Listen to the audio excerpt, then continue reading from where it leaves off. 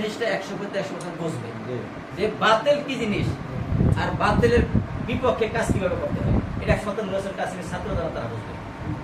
এই জন্য আমি মনে করি যে আমার ছেলে এই জামায়াতুস সুন্নাহ লেখাপড়া সবকিছু ভালো, নিয়ম কারণ আইন কারণ লেখাপড়া ছাত্ররা করে, আওয়ারা ছাত্রদের লেখাপড়া করে, বাড়ি দ্বারা কিন্তু এই সিস্টেম নেই। কিন্তু এরপরও আমি সর্বোচ্চ আমি নিয়ত করেছি আমার ছেলে নুর হোসেন কাসেম সাহেবের কাছে বখারি করে, মানে দাওয়া করে। তার আল্লাহ সেই হুজুরের হায়াতে আমাদের সৌভাগ্য আমার ছেলে এই মেশকাতের বছর চলে গেলে, যাই হোক তো মেশকাতের বছর যাই ভর্তিছে, ওই বছর চলে গেছে। এটা এই জন্য একমাত্র এই জন্য যে বাতিল যে কি জিনিস এটা একমাত্র কাসিম হিসাবের দোষ যারা বসছে তারাই একমাত্র 100% বুঝবে। এরপরে শুধু কাসিম হিসাবে না, এই যে বাড়িধারা কেন্দ্রিক আরজামাত মাদ্রাসা আছে, আর ওই যে ফুকদিবারা মাদ্রাসা আছে, মালিবাগ আছে, এই কাজী মোদাসেম বিল্লাহ ছিল, এই ধরনের।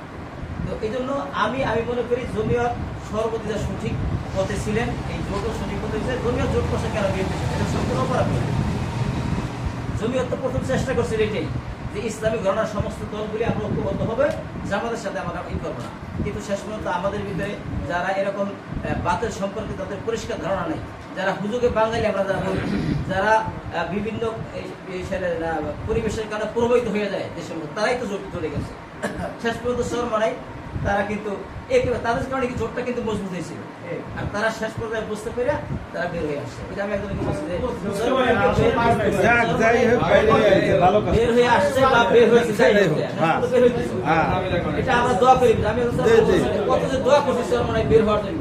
তো যাই হোক শেষ পর্যন্ত আমি মনে করি যে আমরা এখানে যেই মুখগুলি এখানে যেই মুখগুলি আছে এই মুখগুলিতে আমরা আজকে অঙ্গীকারবদ্ধ হই যে আমরা কাজ করবো। ওই যে সাজ্জাদ ভাই যে কথা বলবো অত্যন্ত বাস্তবিক কথা, আমি বলতেছি অত্যন্ত বাস্তবিক কথা সাজ্জাদ ভাই। কিন্তু এরপর আমার একটা পরামর্শ আছে এবং এটা অভিজ্ঞতার আলোকে বলতেছি যে সাজ্জাদ ভাই মনির ভাই দুজন আমাদের সক্রিয় কর্মী, এরা দুজন সভাপতি সেক্রেটারি মানে আহ্বায়ক এবং সদস্য সচিব, যদিও নিয়মতান্ত্রিক সেখানে কোনো ধরনের কমিটি নাই। কিন্তু এরা দুইজন যদি এদের মেহনত চেষ্টা করতো, ওই যে বলে যে কোনো ওলামা একরাম বাকি নেই, এই বাকি নেই এর ভিতরে নিজেরা দুইজনে কাজ করলে আন্তরিকতার সাথে করলে 5 জন লোক পাইতো। যদি এরাই শুধু খালি একটা মিটিং করতে যায় মসজিদে বসে, সাজ্জাদের মসজিদে বসে অথবা মনির ভাই মাদ্রাসায় বসে, যে আমরা দুইজনে একটু জমিয়তের আলোচনা করো, এর সাথে 2 ছাত্র আলোচনা করো, এটা ফেসবুকে দিয়ে দিতে প্রত্যেকটা মাসে যদি হইতো তাহলে কিন্তু হয়ে যেত, 5 জন লোক হইতো। এখন আমি আশা করবো যে সামনে কমিটি আমরা কাউন্সিলের আগে তো সারা কমিটি নবায়ন করবো।